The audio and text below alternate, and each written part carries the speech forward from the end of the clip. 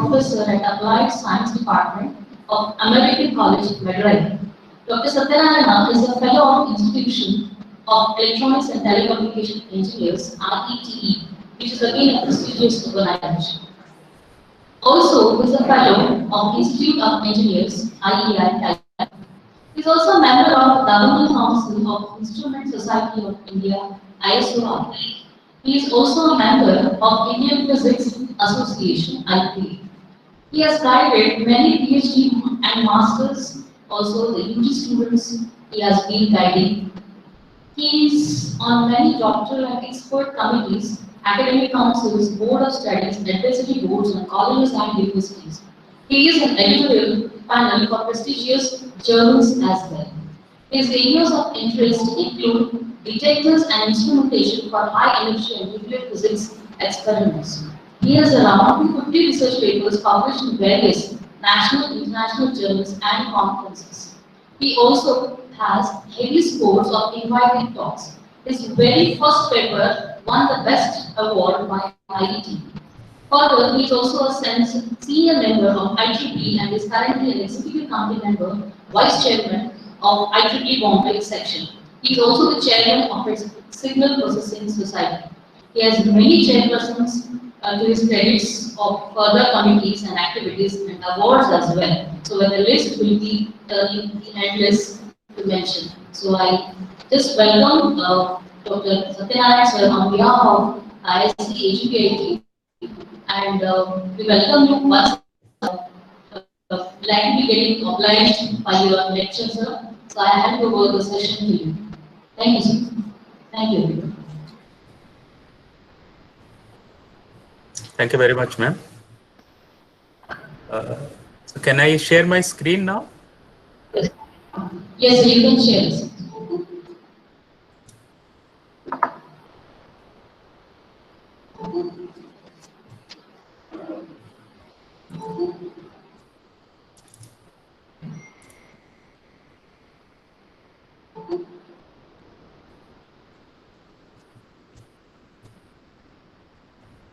Can you see my screen?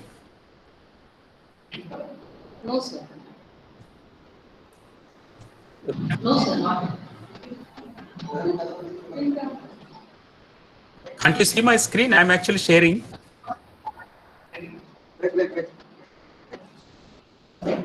Working, sir.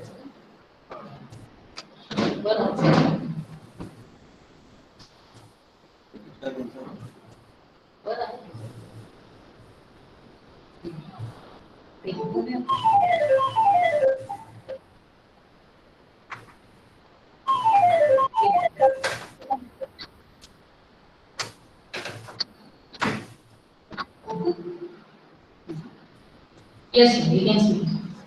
Ma'am, can you see my screen? Yes, yes, we can see. Okay. Yes. I is not see, but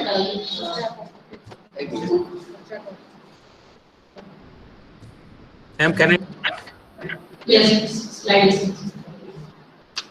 Okay, so good morning, everyone, and thank you very much, Surekha ma'am, for a kind introduction, and more importantly, also for inviting me and giving me this opportunity to share some of my thoughts and also maybe my excitement about getting involved in a stimulating research environment myself at my institution here. So what I plan to do is kind of share some general ideas and maybe my thoughts on what a stimulating research environment or innovation ecosystem, especially at academic institutions, is needed in today's world. As I said, most of my observations do come from my own working in a research institute for now almost 40 years. But of course, I also try to kind of share some information, or you can say some kind of what practices that are prevailing in these institutions or in the general ecosystem. And I hope it will be interesting for you and also for your faculties and students. A little bit of definitions to start with, which I know you people always start any class or lecture with a set of definitions. Since we are talking about academic institutions, they usually relate to kind of work which is done either in schools, colleges, or universities, and especially the work which involves actual studying and more importantly, reasoning, okay, rather than actually practical or technical skills. So what I meant to really say is that in a typical classroom environment, academic environment, one kind of teaches how to be reasonable, how to reason out, how to derive, how to, come to a kind of conclusion based on certain theories and facts and so on. Quite often, we don't go ahead and actually make a whole lot of research or produce products and so on and so forth. Of course, there are laboratories where the students are asked to go and do experiments based on the theoretical knowledge that they have, but that's about it. On the other hand, research is work which involves setting up very big, setting up experiments, science experiments, similar to what I'm showing on the right. But most importantly, you want to very systematically study something. Research is something studying very systematically. But what is the purpose? The purpose is mostly to discover new facts. You want to discover something new fact. You want to bring out something. Hello, am I audible, ma'am? Hello. Hello. Yes, audible. Okay. Audible. Because suddenly I saw the background noise came down, so I was that's why. Please let me know or call me in case my audio or is there any technical problem. Otherwise, Yes, I assume that everything is fine and I'll go ahead. Okay, so I said that the research is normally done to kind of discover new facts by systematically studying some physics or chemistry, biology, whatever. Okay, the research subject. Now we have the third entity in our ecosystem, which is an industry, what you see on the right. There, of course, is either you work or process or whatever involving. You collect raw materials and make them into products. Here, somebody is making, an industry is making airplanes, for example. The key word here is products, but also it's quite some time, like involving like software or maybe consultancy. They are not called as products per se. Software is also product, but many times they're also called consultancies or services. But that is also an industry. Okay, so my initial claim here is that research can equally be excelled in universities as well as industry, not just only confined to research institutes, because in the universities you have big resource in terms of students, and in the industry you have a big resource in terms of equipment. And because of this, often one has the notion that research is only confined to research institute, but right now I'm claiming that research can also be done equally well in academic institutions and in industry, because specifically talking about the resources that these two entities have. So this is my initial claim, but let us see how these things can be done. Maybe I'll try to share some of my views on that. Okay. So that also brings me to ask this question, do we really need research, and why or why not, or something like that? But it takes me back to all our childhoods in some way. I also claim now that we are all born as scientists. This because one of the main characteristics of a scientist is to ask questions. Only if you ask the right questions, you will be able to work on those, as I said, very systematically, and then you actually end up, let us say, discovering something new. If you don't ask questions, of course, life is fine and it goes on as it is. There is nothing like a research, there's nothing like a scientist, and so on. And as children, we all ask questions. So that's why I kind of say that actually we are born, all of us are actually born as scientists. Okay. But the thing that happens is when we are in school, just 1 second.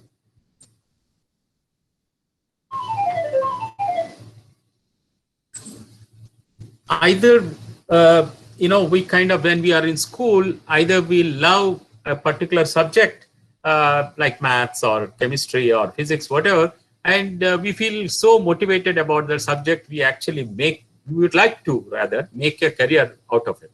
Okay, because we love mathematics so much that we would like to become a mathematician. We like biology so much that we want to become a biologist.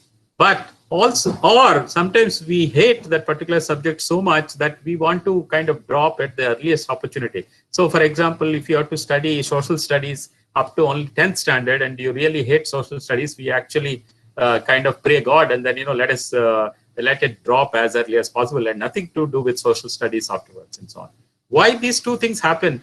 Quite often, maybe it is because of that one teacher in school who either makes so much interesting lectures or motivating that you start loving that subject, or maybe another teacher who probably did not teach that particular subject well, so you started developing hatred towards it. Firstly, you develop certain fear about it, and then maybe you didn't want to continue. This is very interesting fact, but we all can relate ourselves, our own lives, to see whether this particular statement is true or not. Okay, so it is not any offense to any school teacher, but I'm just trying to say this is a kind of reality quite often. And the worst part that happens is after we did ourselves and left science or whatever at some point, and when we have our children, we also actually go and kind of teach our children also, saying that no, the science is something very tough and very difficult to do it. Research is something which you better avoid. Do a safe job and finish your work and go and do an employment or do a job and so on. Okay, and that's what happens. And not only we, but also we start applying the same principles to our children. I want to give an example.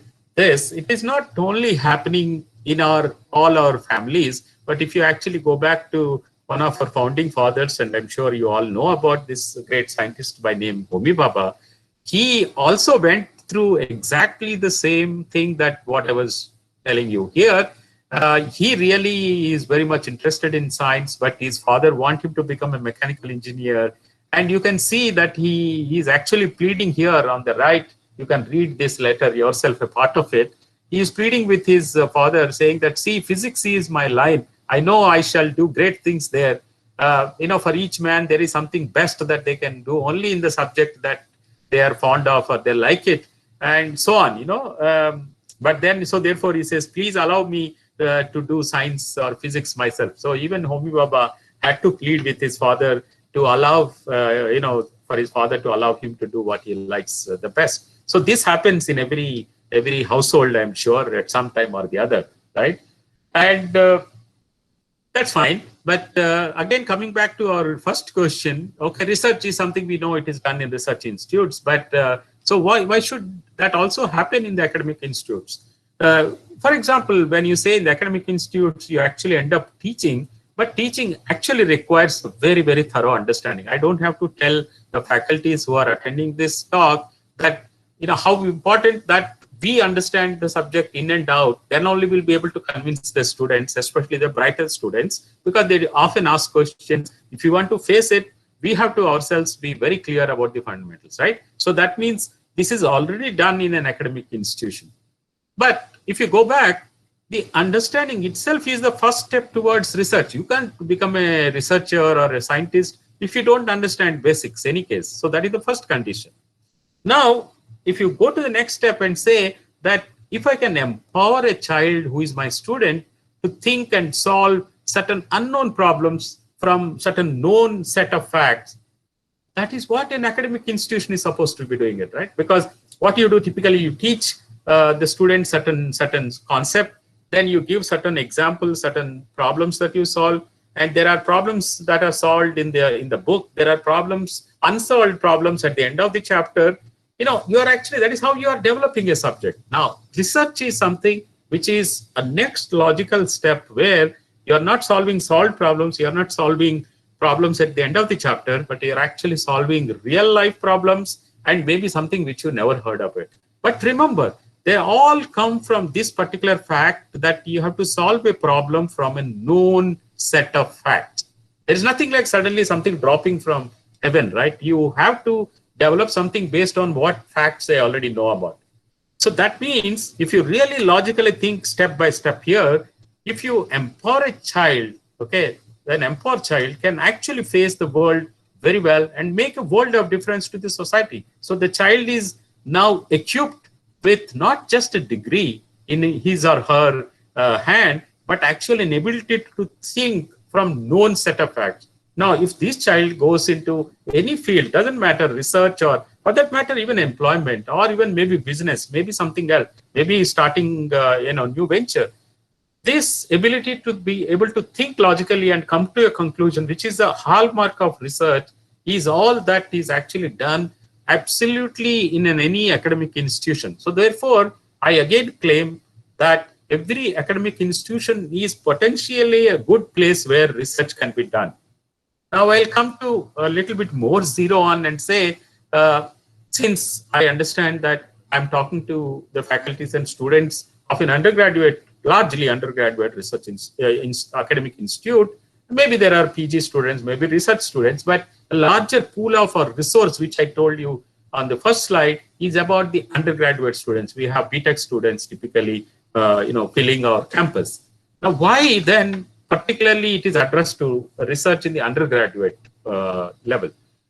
Undergraduate research is a kind of exploration. Imagine exploration is something trying to do something new of a specific topic within a field by an undergraduate student. See, imagine at undergraduate level, right after class 12, you don't have an idea about whole of the world. You actually have a very specific things that you learn in school and maybe first few years of your undergraduate studies.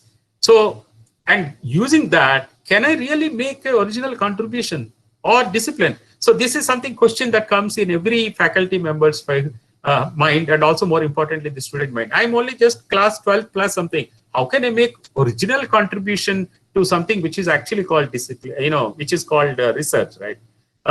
But you will again see soon, I will give you a case studies to kind of say that this is actually possible. I'm not saying that, one can discover something as a class, third year, fourth year BTech student and win a Nobel Prize or something. I'm not saying that. I'm actually saying very humbly, I'm saying original contribution means it is not something which is written in the textbook, but it is something which you build by yourself, or maybe you thought about in your mind and brought out. It can be very, very simple, but that is the seed for research.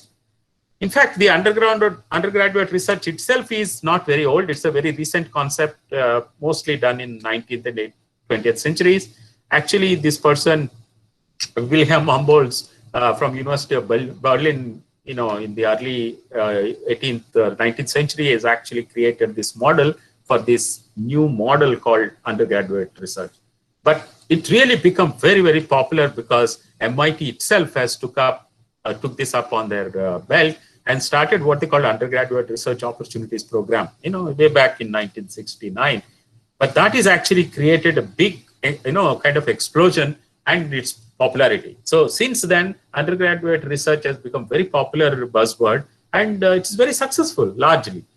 Yes, it is true that Indian subcontinent, Indian scenario, maybe it has not gone to level that it is expected to go. But that is exactly why we are talking today each other, and to kind of convince ourselves that, it is possible. It doesn't matter. Everything starts with humble way, small way. Everything starts with a minimal way. But I think we all must make a beginning.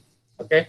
And just very quickly, I'll go through, just convince you further about why I'm still pleading that there is enough scope for undergraduate level, because understanding the research process, how the scientists work, etc., it becomes, clear when the student comes to an undergraduate level, not at school level, for example. Understanding that the assertions require supporting evidence, when you make some statements, you make some we write some equations, or we say, when anything that is thrown up is going to fall down on the earth and so on, these statements, we understand by the time you come to college that actually everything requires an evidence. We have to prove that it actually, this is how it happens. Maybe you have to write down those 2-3 equations. And by the time we come to college, we also can look at how the theory and practice come together. We learned about Ohm's law maybe in the theory class, but when I actually set up that simple experiment and draw a graph, it actually tells that, yes, indeed, it is actually how it gets integrated between them.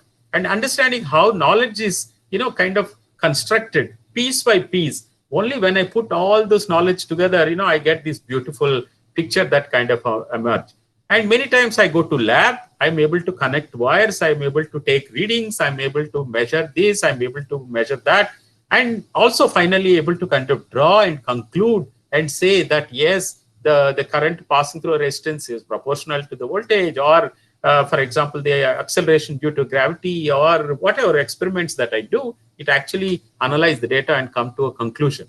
And most importantly, I'm able to develop those skills very quickly. When I look at the data, I can say there is a linear dependency, there is a parabola, there is a x square dependency, there is an exponential dependency of data, and so these things become clear because I learned engineering mathematics in the first 2 or 3 years.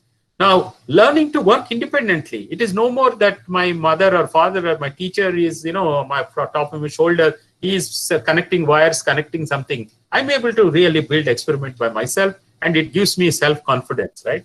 And most importantly, many times you get to note that, you have to have a tolerance for obstacles and failures. When I actually set up simple transistor characteristics, or maybe measuring flow of water through orifice or a pipe or something, I'll realize that, no, these things are not working. There is some problem.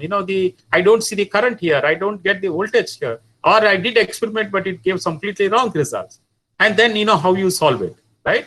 And then this clarification of a career path, choosing science, technology, engineering, mathematics, etc. First time you will come to know about this interdependency, and then your interest on these careers of STEM, which will benefit society at large. And as students develop interest in their very, very high skilled professionals, and that promote, of course, independence, collaboration, innovation, startups, etc. These are the seeds that the students' mind get into only by the time they come to halfway through the engineering undergraduate. So developing these skills in very, very nice critical thinking, clear thinking, and also able to speak well, this becomes very important. Able to write well, able to write a document, this plays a big role in the engineering, because that is how most of the colleges now do spend so-called on a lot of time on soft skills, communication skills, etc. now become a major topic, and in the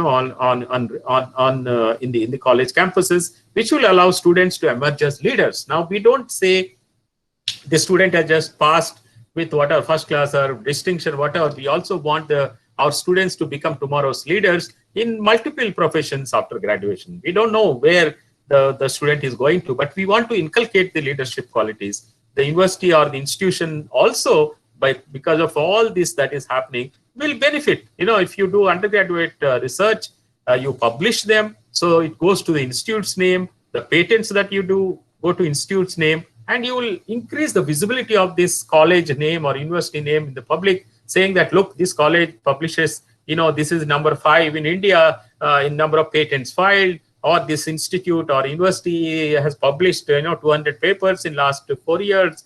That will set up a branding, that will set up ratings, that will set up rankings and funding, and you name whatever it is. And so it's like a win-win situation to the management, to the college or university, the faculties, and of course the student. So I think there is enough scope where we can kind of do a management, we can do a kind of investment in this. So where do, for example, the management that runs the universities and colleges come into play? Of course, management has a huge proactive role to play, right? We want to develop very research conducive ambience on the campus, including some of the innovation cells, incubators, and so on and so forth. I'm not saying just the labs which are teaching labs. Of course, they are required for teaching, but beyond that, we have to, management has to support setting up that. The management should encourage both students generated as well as mentor generated research topics. Sometimes students themselves are very enthusiastic, but it has to be mentored well by their faculties in their given discipline. Now, when you set up very efficiently and maintaining research laboratories, at least in selected areas, it is very costly affair to set up in mechanical, civil, electrical, electronics, computer, IT, etc. It's very difficult probably to set up labs in big research labs in all places in one campus, right? So therefore, you can say that my college is coming from a place where, let us say, cotton is grown well, or sugarcane is grown well. Now, can I set up a research facility which has a certain connection with what happens to my society around? And maybe you have to choose 2 or 3 carefully chosen topics and then set up such kind of, labs. Financial assistance must be given for students and faculties to attend conferences and benefit from their international exposure and interaction. Only when the faculty and students go and talk to other peers outside, then only they will know what they are and where they are and how to make up, their ability. Now, institutional funding, I mean management funding of professional memberships for faculties. For example, today, ma'am talked about IEEE or IETE or Computer Science Society of India, whatever. These are some of the professional memberships which are very important, because that is the only way by which you connect yourself and interact with yourself and make collaborations with people from all over the world. Okay, so I think management obviously has a big proactive role in this thing. The next question that comes, even if management is proactive and even if you understand and we are convinced that yes, we must set up facilities or we should take up research on our head, the big question that is always asked is, what topic I kind of do research? When we kind of think about it, you think, oh, everything else is being researched. What is new that I can kind of put in? And if I kind of go and Google, maybe I'll find every damn field that I can think of. There already so much of research is already done. So then we get kind of, a bit worried to say that what is the new topic that I can do? You don't have to worry about it. Maybe we all, study these Venn diagrams when we do engineering mathematics or maybe school mathematics. You must really first understand and make a list of topics that you know very well. Okay, I know mathematics, or I know set theory, or I know, let us say, building materials, or I know, let us say, communication theory, or maybe machines, mechanical machines, compressor, whatever, doesn't matter. This is the topic that I know very well. And in fact, then I make another circle and say, what are the topics that I really, really love? I know them, but these are topics I even love them. Okay, but most importantly, I also want to make another list of topics what today audience means society today, care about. If you open up, then you will see society likes artificial intelligence, society likes ML, society likes DL, society likes artificial neural networks, maybe 5G, maybe some other topics, right? Okay, so now these are the topics that the world wants. These are the topics I know. These are the topics I love. Take an intersection of all this, and I think that is what you must do research. I think it is reasonably simple to arrive at a topic of your choice. Remember, the topic should be something you are good at. Topic is something which you love. Topic is something which the world wants. Otherwise, you do some research which world has no interest about it. You may be very happy, but unfortunately, it has no meaning because nobody really needs such kind of research.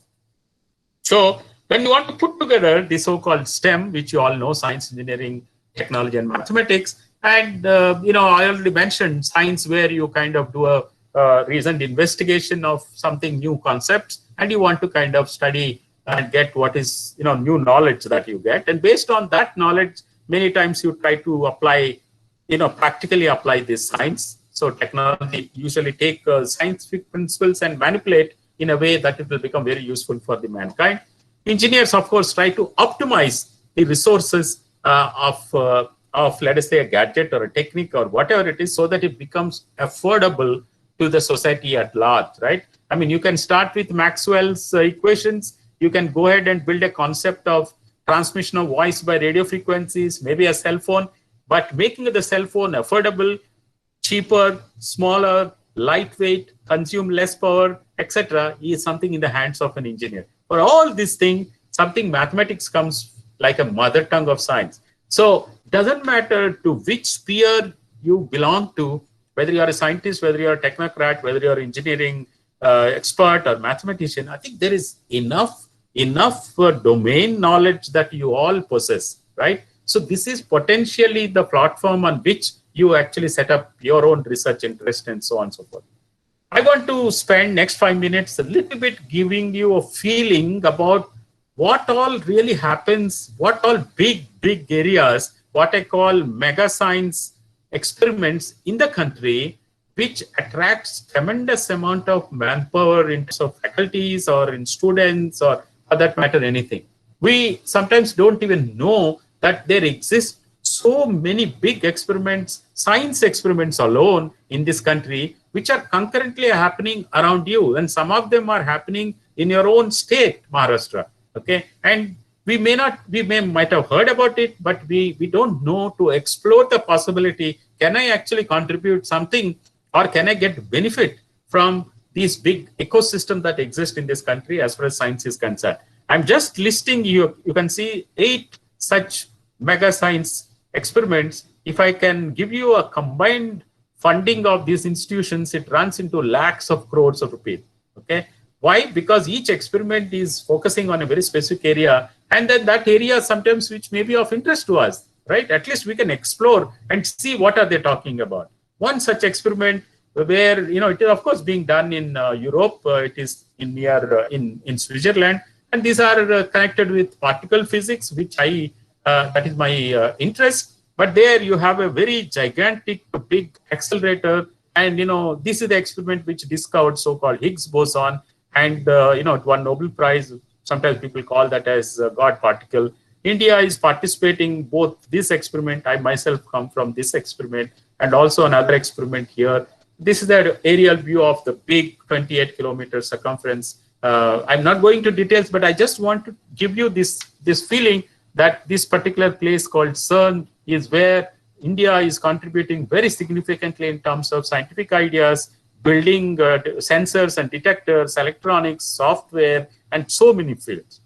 Another experiment which is coming up in Germany, this is called FAIR, and many Indian institutions are part of it, and they are also producing lots of equipment, which is our contribution from India to these experiments, and it involves both academic institutions, research institutions, and local industry for it. One experiment in which I am currently involved very deeply, it's called India-based Neutrino Observatory. This is a big lab coming up in the underground below a mountain near Tamil Nadu and Kerala border. Once again, this requires a lot of expertise in not only in physics, but also in engineering, technology, and a lot of students come and work with us, and producing whatever what we are actually planning to do in the coming years. This is a very, very gigantic kind of you can say experiment. You look at this top view, how big this whole setup is coming. It is actually coming up in France, but I want to say that India is a major player in this. The idea of this big project is to be able to derive power instead of from fission that happens usually in the atomic reactors. Can we use fusion as it happens in the sun? Okay. Similar way, can we artificially create such suns on the ground and producing the power that the sun produces? It's a very, very futuristic thing. Obviously, if this is successful, the world power problems are going to be solved forever. And India is making a tremendous contribution to this, and there is a huge scope for this. This experiment is something which discovered so-called gravitational waves, which was set up, which was kind of initiated by Einstein almost more than 100 years ago, but they were only discovered 3 or 4 years ago, and again it won Nobel Prize. But I want to clearly tell this particular experiment is like, very big experiment on the ground. You can see there are 4-kilometer long tunnels, 4-kilometer long tunnels which are perpendicular to each other, and then you send a very tiny laser beam. They go all around and come back, and then you kind of see what is the signal that you get. And if there are a small vibrations that happens on the ground because of the black holes, getting merged each other and producing those ripples, and then you see them on the ground, very, very, very, very tiny ones. And then, you discover and you say, there is a black hole which merged and produced gravitational waves. And after 110 years, we could discover after Einstein has proposed this. Now, why I'm saying so much about this particular experiment?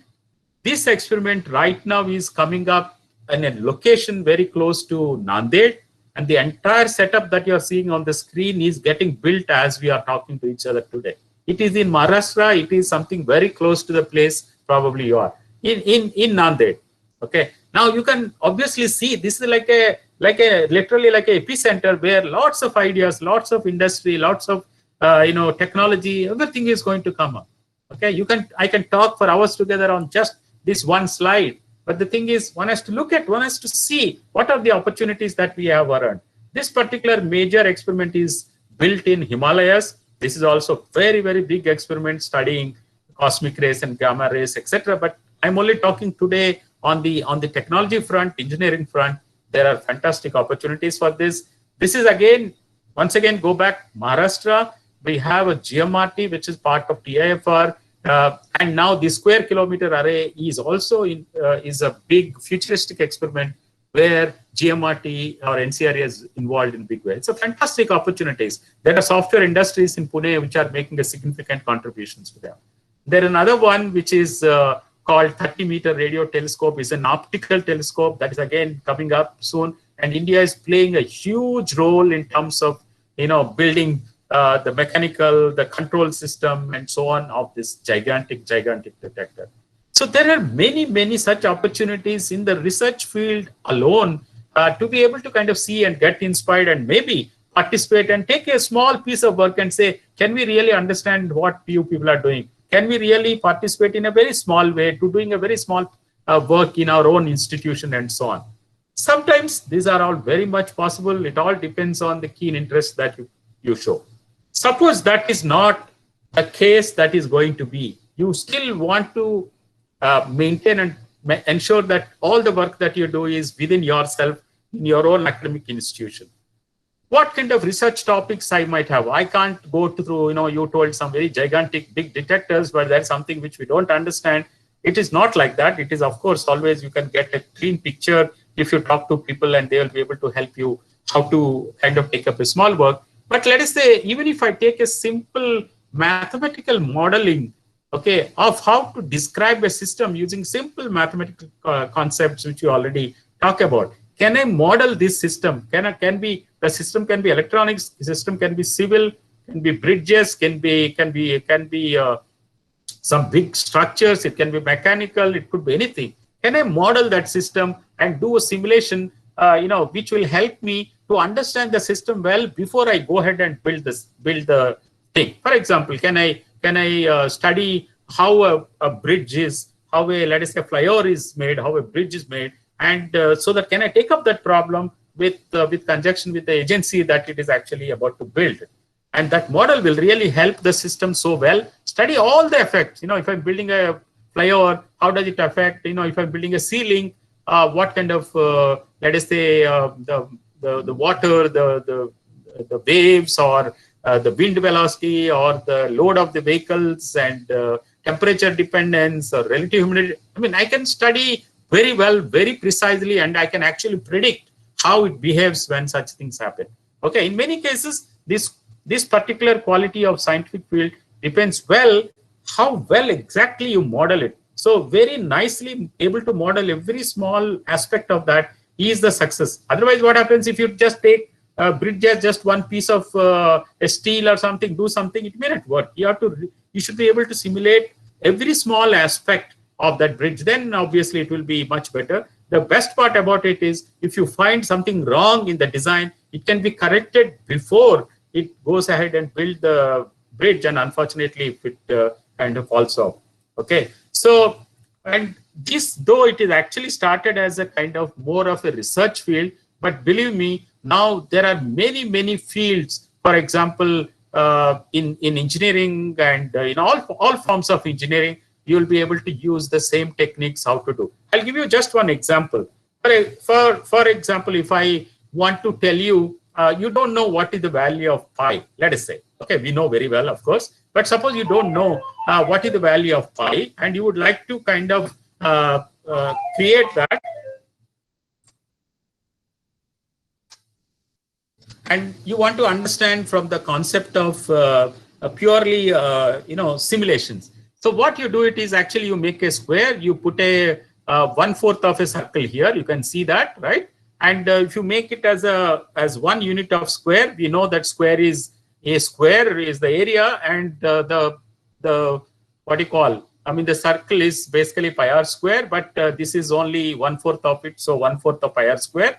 Then I take stones and keep hitting this picture, let us say, and I throw a lot of stones, and then I count how many stones are there in this area, how many stones are there in this area, And if I divide it, it will clearly give me into multiply by 4, of course, because this is 1/4 of it. It will give me the value of pi quite accurately, not knowing pi is circumference by radius, so whatever, 22 by 7 or whatever you might say. Now you can see if I throw more and more stones, the pi value becomes more and more accurate. So what does that mean?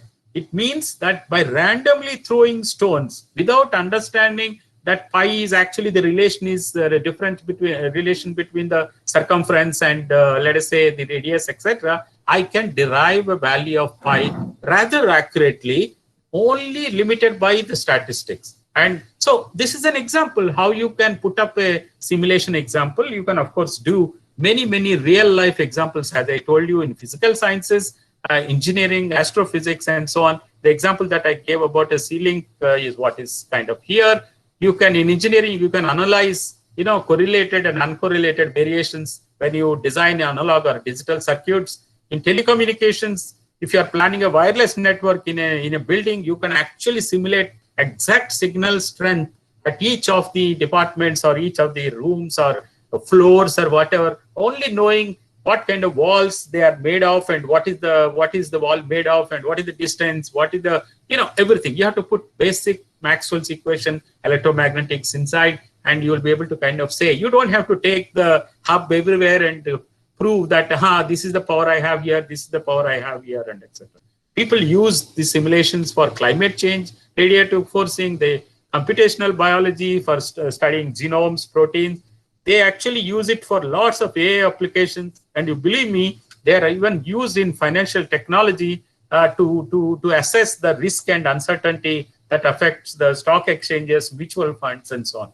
So Monte Carlo is something one can do, simulations is something one can do very well within the given framework of an academic institution.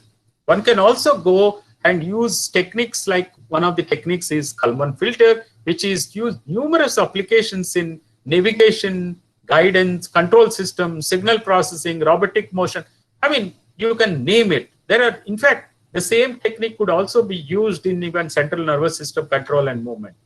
This is purely a mathematical expression. You start with certain prediction and you say that, okay, I mean, this is my predicted value, like what at a k-1 step, and this is my observed value. From there, based on that, I'll go to the next step. This is an incremental one, the next step, and then I will say this is my probability of k, knowing k-1, that is the next one. Then I kind of update this and maybe make a measurement, and I compare the expected value and measured value. And if that error is not so much, I'll actually go ahead and say, this is my output. If the error is more, then I'll go to next step and do like this iteratively. Now, I'm not telling you what Kalman filter works and what is the advantage, but all I want to say is Kalman filter doesn't require a big investment. You can actually do the whole thing in your small PC, laptop, or whatever it is, but you can always take up a problem that is very good, very important for your own organization or nearby industry, etc. Can be done quite well. People, of course, use neural network techniques these days. In the days of COVID, there is so much of work. College students, I know, they involve in doing it.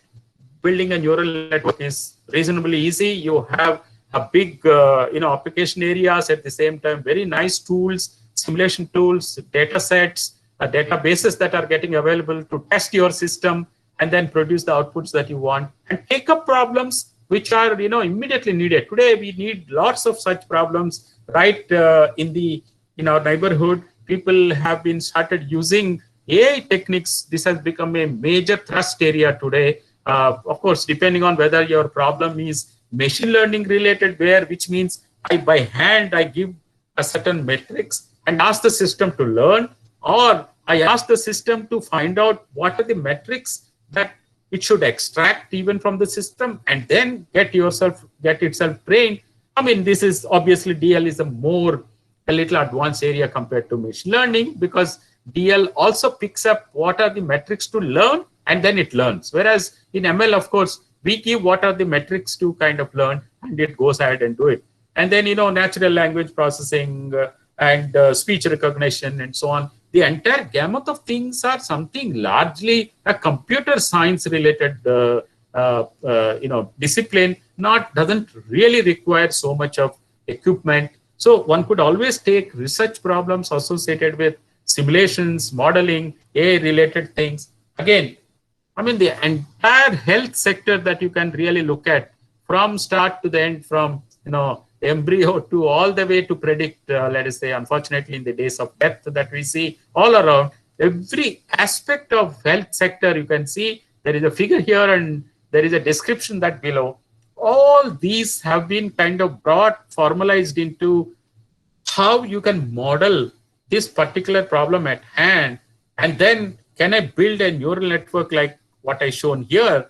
Can I use all the known parameters that I have about a patient, about a system, and then train this network so that I'll be able to kind of give you an output about an output could be a virtual guidance or health guidance or something like that. So the entire system, of course, could be very big, but can I, for example, forget about all those things? Can I kind of take a simple picture and say, here I have chest x-rays that are taken of a patient?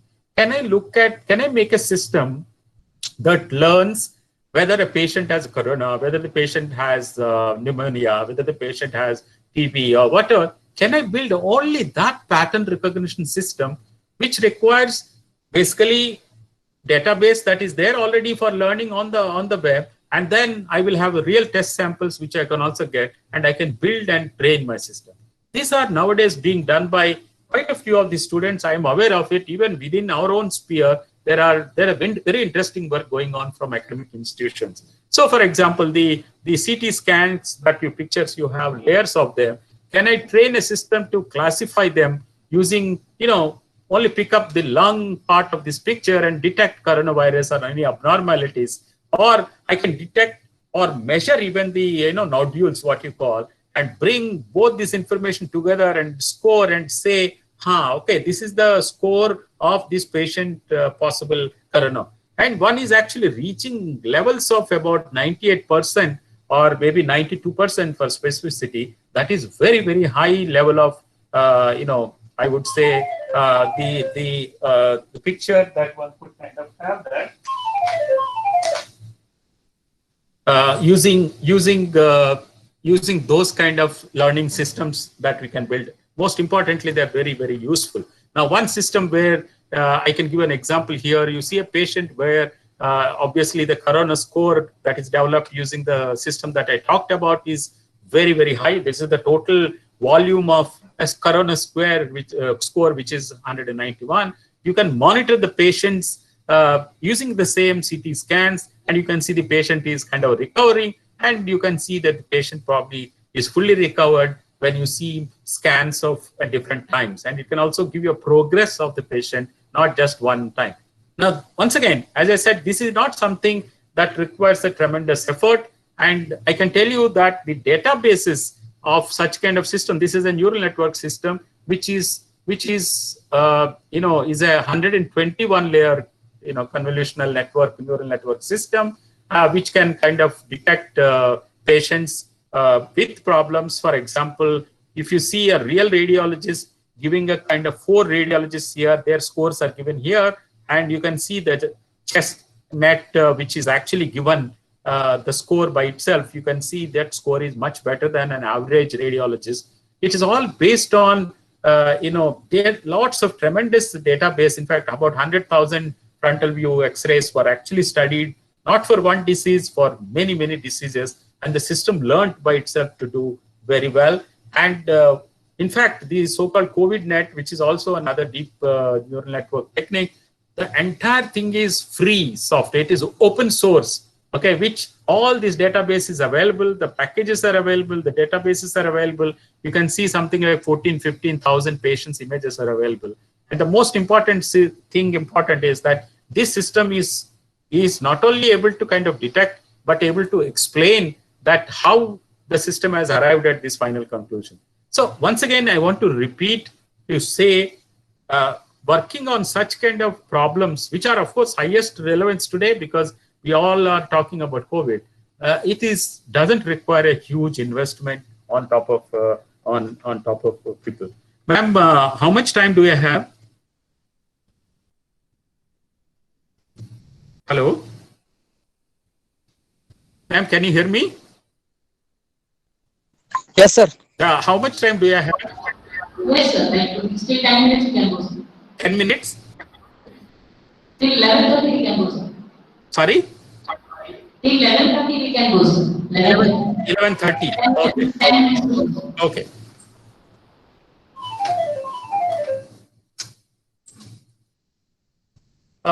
How does the research process start itself? Okay, the research process start by asking a question, do a background research work, background, literature survey. You actually construct a hypothesis by itself. This is how it should work. And then you actually test with an experiment.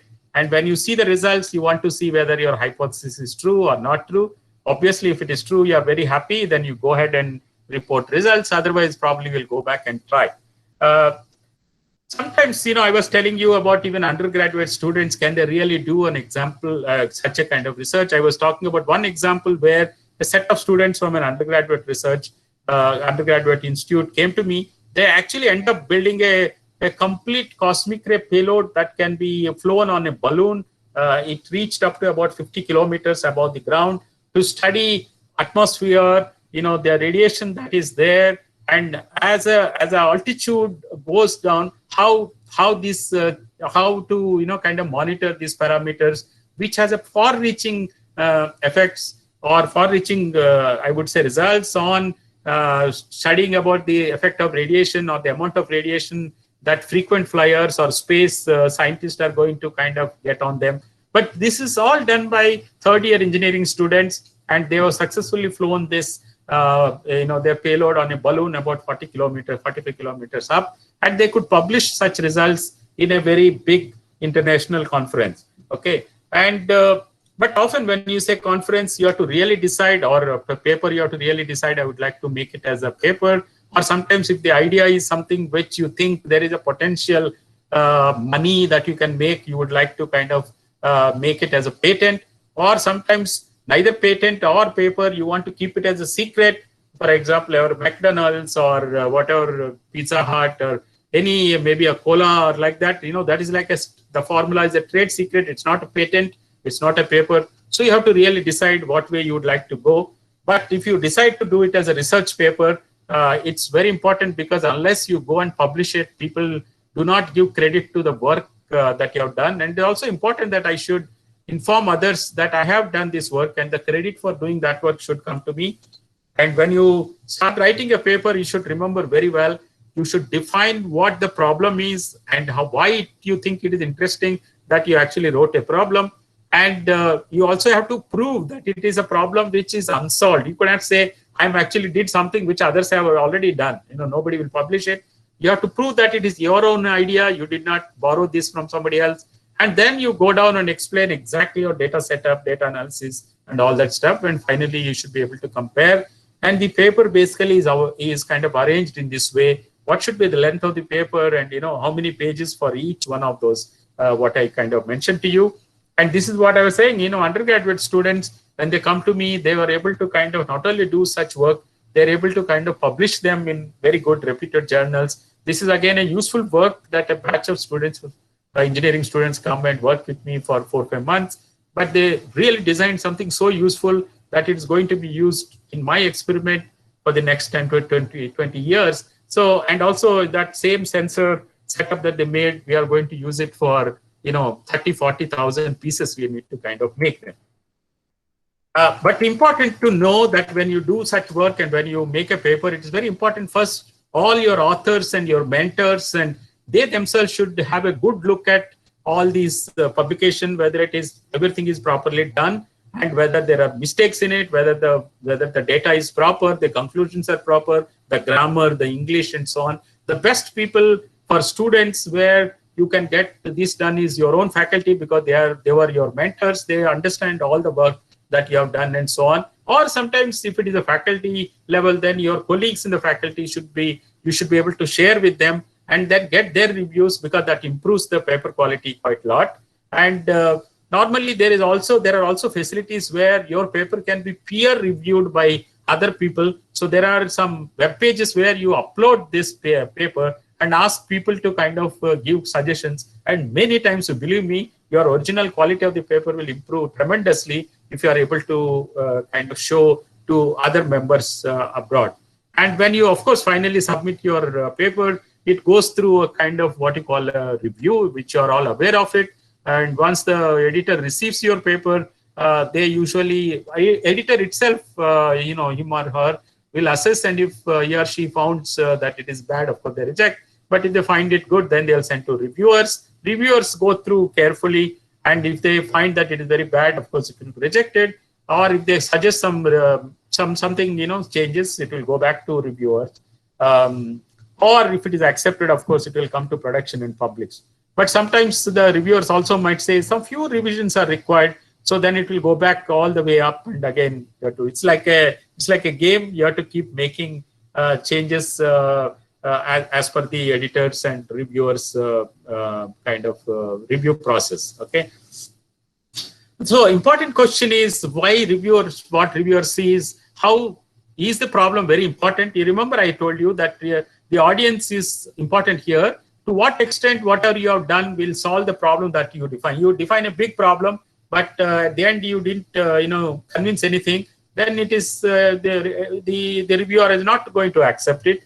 What is your intelligence nugget that you have put in? What are the key ideas? What is the main contribution that you actually made to the conclusion? They are all important when the reviewers kind of take a view about this.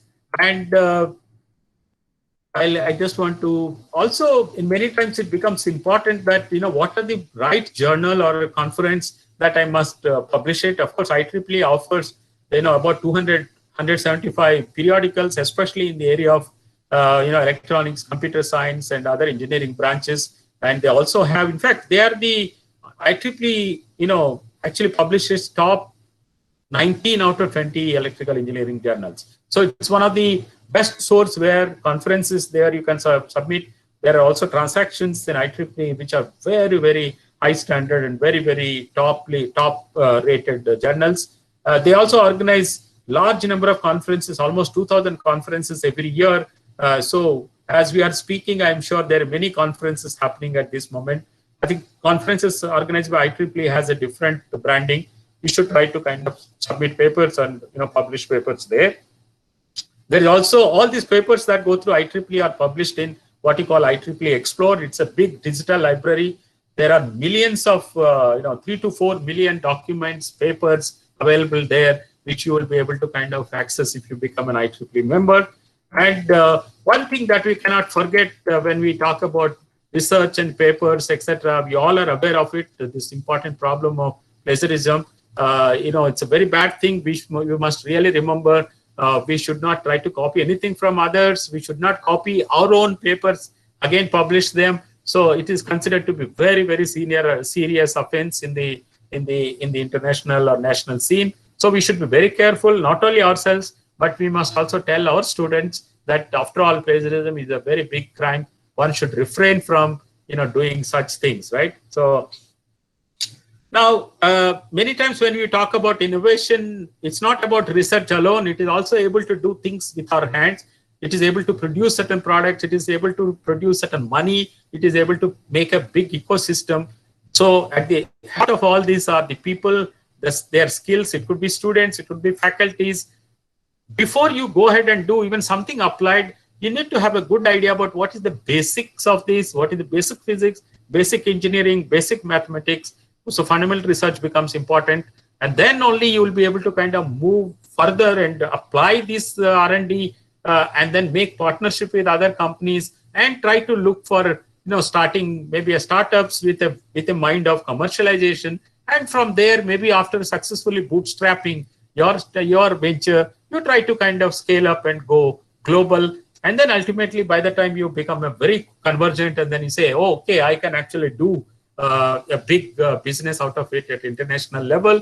Now, when you talk about this big cycle, as I said, everything really starts from getting people and their skills, attracting good talent into university, where the students come with different skill sets, and which you can kind of assimilate is very important.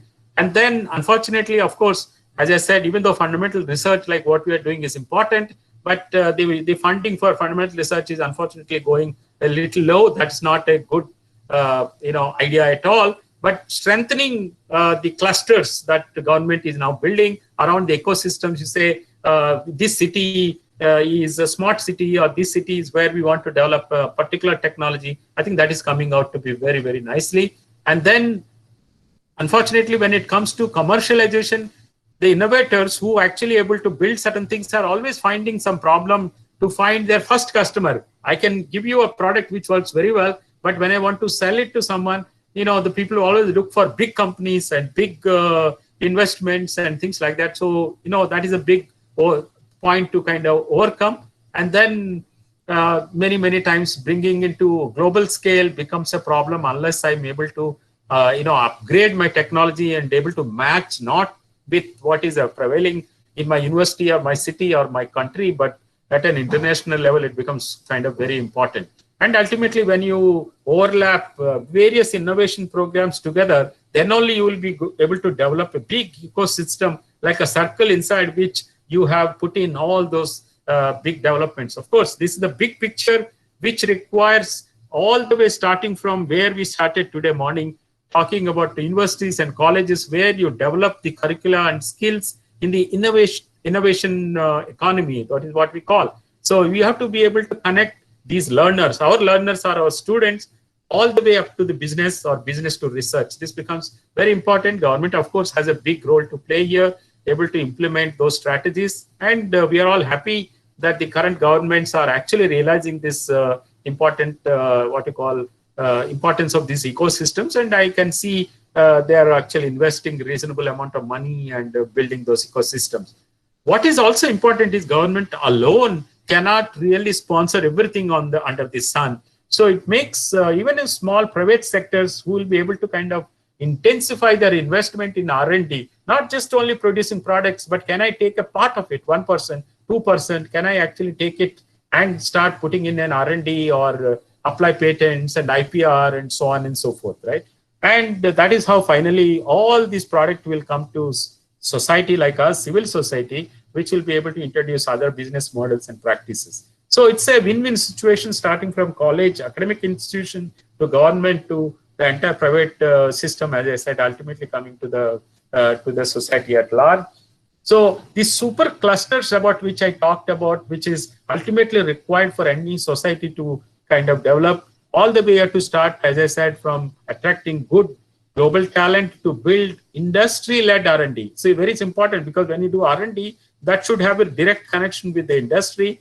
We must use the right equipment, not some very old equipment which doesn't produce good results, and develop new IPs. Only a country can become very rich with, depends on how much new IP that you have and how much you integrate with the standardization. I cannot make something which has no standard with existing, products. So I should standardize that. I should also strengthen, of course, the value chains, and country as a whole must, of course, encourage experts, which, as I said, the country currently is doing very well. We must be able to attract good investment. And then, from one to the next level and so on, we'll be able to grow firms and create these hubs of innovation and ultimately developing pool of talent. So this is the kind of circle you can see. It's an interconnected ecosystem, and every one of us, whether they're industry, government, private, or society, or academic institutions, or students, or faculties, everyone has a big role to play, and that is how you will be able to build ecosystem. Today, a word about what kind of technologies that are actually going hot, today, and what do you think, which industry or which technology I must try to do something, or why I become very visible. I listed some of them here. You can kind of see, starting from cybersecurity, augmented reality, big data, autonomous robots, of course, 3D printing has become, additive manufacturing, etc., become a big thing. Autonomous vehicles, I don't have to say, fantastic potentials. System integration, cloud computing on the software side is really taking side. And finally, a big thing, all that coming under IoT. Now, these are the hot fields as far as industry is looking. If you remember that Venn diagram that I showed you, this is what I meant. These are the things that the society is looking at you. The society is wanting cheaper products, innovative products, and so on and so forth. And this is the sphere. Of course, this sphere will keep changing every 10, 20, 30 years. But this is what is going to happen to you. And it is very likely that if you pick up a topic, a research topic, applied research topic, from one of these, this is what I think will make you kind of take you to places. As I said, government is of course doing really well, I must say. For the last 5-6 years, you can actually see the numbers, the number of startups from about 34,000 now from 16,000 only some 4-5 years ago. The number of jobs from about a couple of lakhs to now almost 4.5 lakhs. Things are growing quite well, and we all must be feeling very happy, because one of the big state that is doing really well is Maharashtra, and of course Karnataka and Delhi and so on and so forth. So we have a vibrant ecosystem in the state. We have very strong academic institutional lineup. We have large number of research environment, good industrial base. I think this is the place where our student can really get benefited, our mentors and faculty can really get benefit. As a country, of course, we are not doing that bad. We are only probably third behind these two superpowers. But every country actually goes with their own strategies. You can see our strategy has been trying to do smart cities and creating fund of funds kind of thing, entrepreneurship. Just now we talked about, and lots of research parks, innovative labs, hubs, etc. This was our USP, right? Similarly, other countries have their own based on their country, their ecosystem. But I think it is very, very conducive and very encouraging at this moment. All the way coming back at the end, it becomes very important for our own institute rankings, research papers, research quality papers becomes very important. So we must remember. I'm just going to end by taking just few more minutes to kind of say where are all we can get funding or opportunities. There are many institutions, all government institutions and establishments, some of the professional bodies, they all fund small to big projects. We must be able to get benefit out of this. I told you several projects, mega science projects. One of them was at CERN, which is in Geneva. You can see there are a large number of programs that it organizes for faculties, for school teachers, for college teachers, for many people. They also organize many training schools and conferences. It is very nice. Please have a look at this web page called CERN. It will give you an idea. Another experiment I told you about is FAIR experiment in Germany. They have huge number of training programs. Please remember this word called FAIR and Germany. If you type, you will see all the facilities or scholarships or training programs that they have for faculties and the students. ICTP is an institution in Italy. They year-long, throughout the year, they have literally hundreds of training programs for the school teachers, college teachers, and the students on a varieties of engineering topics, varieties of science topics, varieties of mathematics, and so on and so forth.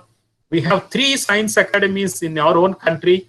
All 3 science academies combined together offer summer research programs in many research institutes throughout the world, throughout the country.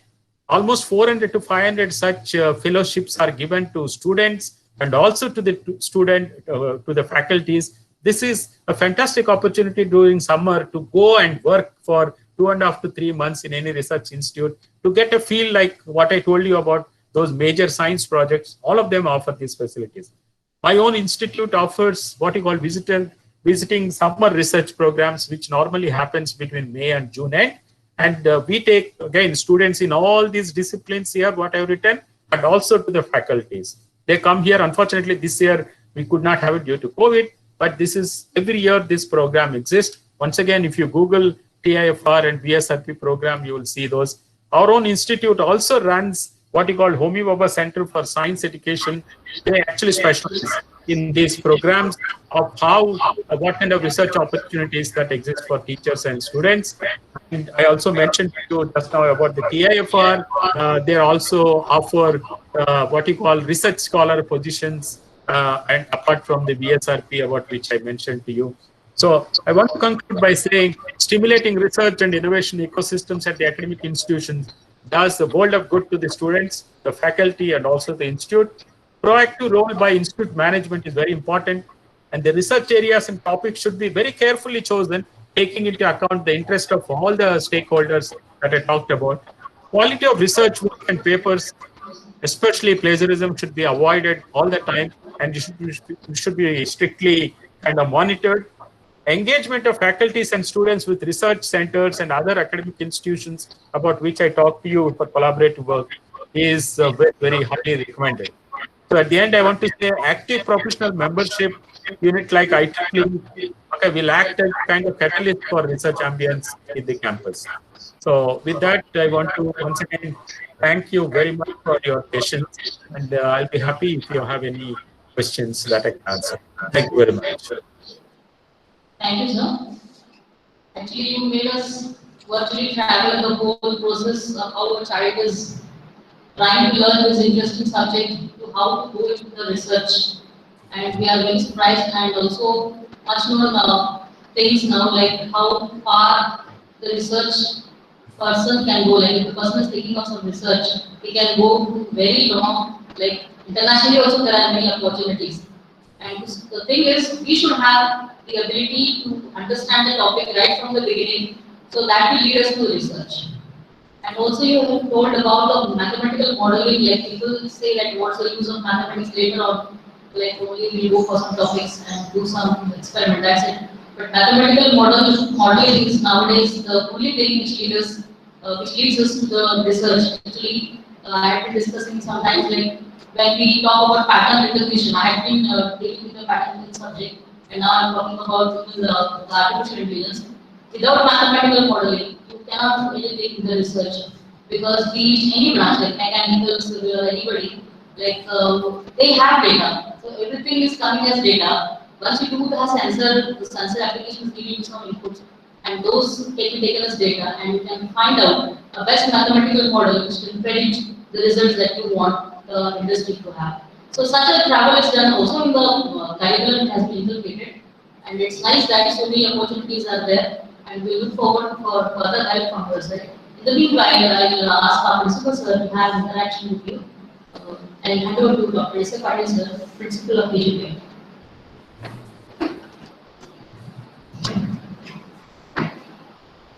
Good morning, sir. Good morning, sir. This is a very wonderful and very nice talk. You have got a lot of information about the research activities, and you will be delighted to hear you again on this topic. But due to limitation of the time, I think we could not explain all these slides. We have got a lot of slides, a lot of information. But due to limitation of the time, we cannot explain it here. I am sure that again in future again we will have interaction with you, so that all our faculties will be able. Sure. So it was really very wonderful, and we have got a very deep insight into this research, and I hope that this will be useful to all faculties and students. Sure. For your information, just I would like to inform about our institute. This is AGPIT Institute of Technology. It has been established in 2008 by our chairman, Sri AGPIT sir, and his son, Sri S.A. Patil sir, he will be looking after these institutions. Apart from AGPIT Institute of Technology, we have got one AGPIT Polytechnic Institute also in the same campus. And apart from this, also we have got IIT as well as the school. So this is under one banner under this AGPIT Institutes. And we have got 4 branches here: mechanical, civil, electronics and telecommunications, and computer. And we are affiliated to Observatory, which is Dr. Babasaheb Ambedkar Technology University. Correct. It's a state technology university. And we are very much delighted to have you and to hear you, sir. And this is also great advice and guidance from you in the field of this research. We have been NAAC accredited in 2017-18. So this is the first cycle, and shortly we will be going for MBA also. So in MBA also, if you get any help or guidance from you, I think I'm sure that we will contact you and we will. Sure. And once again, I thank you for this wonderful talk. And you are always welcome. Thank you very much. I also really enjoyed interacting with you, and thanks for this nice opportunity that you provided to share some of my thoughts in this particular topic. You are always welcome. Thank you. Thank you.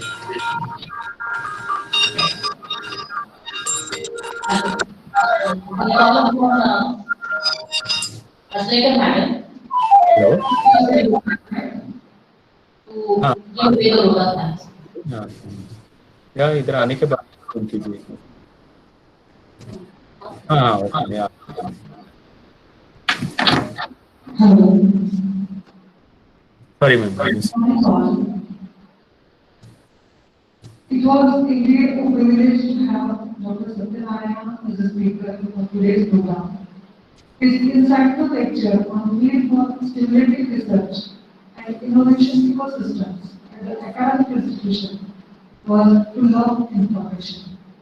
Sir, you shared with us that we all born as a scientist.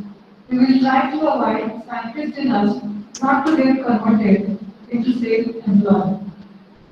By talking about research, you informed us that understanding is the first step of research. You focused on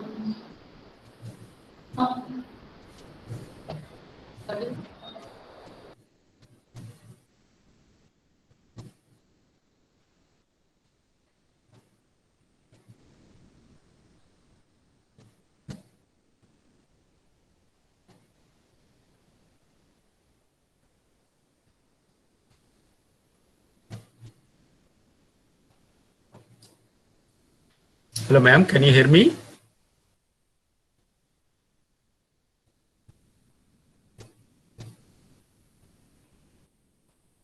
Hello. Hello. Yeah. Hello, sir. Can you hear me? Yes, I can hear you, sir. Just 1 minute. Yes, sir. So you shared with us the information regarding undergraduate research and undergraduate research opportunities program of MIT, by which it was started. And you also informed us about the proactive role of management in developing research conducive ambience in the campus. You also informed the modern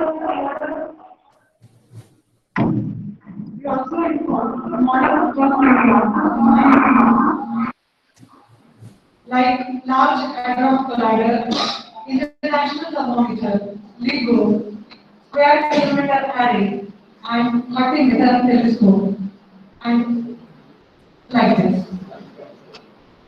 In research, mathematical modeling and simulation are the key concepts. So we have to focus on that.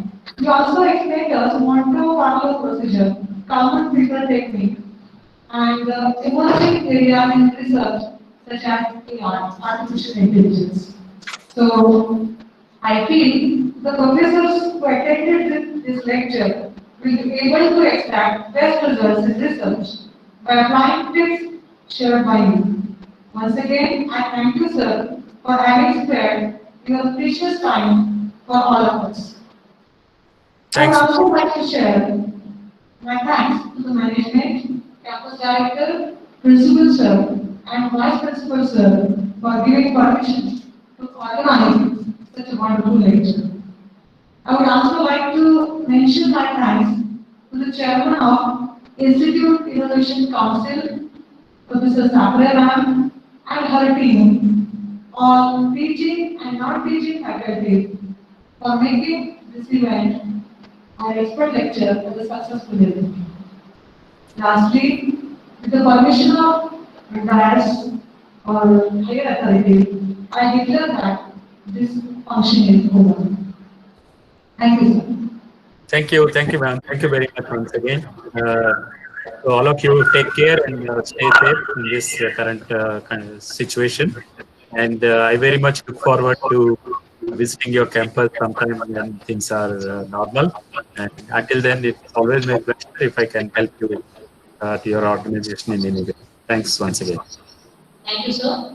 So we have come to the conclusion. So we expect the similar cooperation next time when we go for some other topic like related to research, and we will invite you again. And we have come to the conclusion. So thank you, sir, for Thank you. Thank you, sir. Thank you, ma'am. Thank you, sir. Thank you, everybody. Bye.